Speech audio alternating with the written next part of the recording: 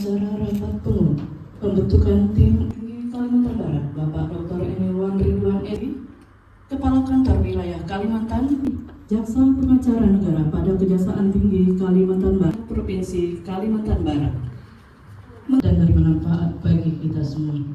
Hadir agama, di pekerjaan umum, nanti apa secara umum beliau pada tahun 2021. Bapak Kajati, Bapak Sekda yang kami hormati, tujuan kegiatan hari ini itu adalah sebenarnya bagaimana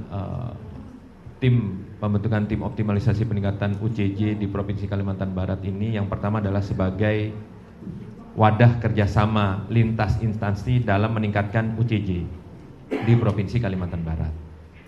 Jadi UCJ-nya sudah ditetapkan di Rakortekbang dan di RPJMD.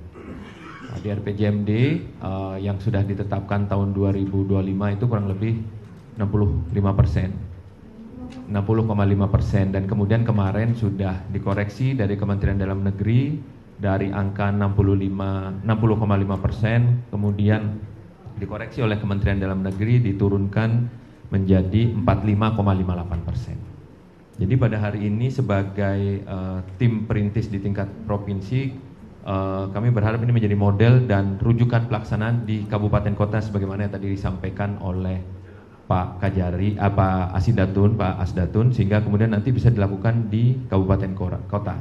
Kajati, saya sampaikan bahwa memang untuk BPJS Ketenagakerjaan ini kita memang capaiannya masih 27,36%. Jadi tidak seperti BPJS Kesehatan. BPJS Kesehatan itu sebenarnya pemerintah daerah itu tinggal mendorong sedikit saja karena memang desil 1 dan desil 2 ini langsung diambil alih oleh APBN. Jadi APBN itu memberikan sumbangan sangat besar sehingga memang kita besar capaiannya. Jadi kita sudah universal health coverage ya. Jadi pemerintah daerah kita hanya tinggal ngasih sedikit-sedikit aja, Pak. Beda dengan BPJS Ketenagakerjaan yang menurut saya tidak ada langsung, jadi harus dari pemerintah daerah.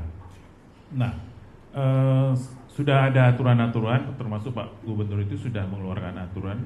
Di situ sudah dibuat bahwa peraturan Gub itu bahwa setiap pemberi kerja dan pekerja itu wajib untuk menjadi peserta BPJS Ketenagakerjaan. Nah, di pemerintah provinsi sebenarnya kami di level-level pegawai yang bekerja di kita, jadi ada honorer, kemudian P3K dan lain-lain itu sudah kami masukkan jadi anggota.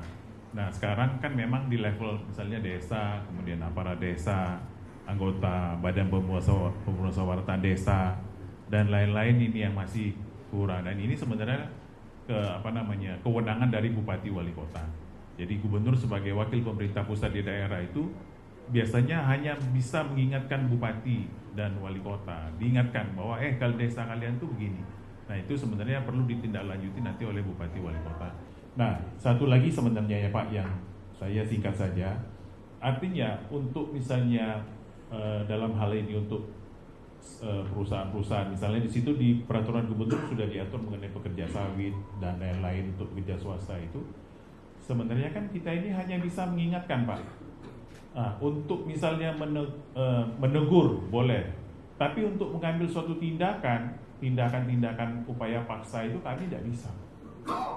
Untuk itu saya sangat berterima kasih nih, ada tim optimalisasi di mana di situ Pak Kajati atau Kejaksaan di sini ikut terlibat. baik.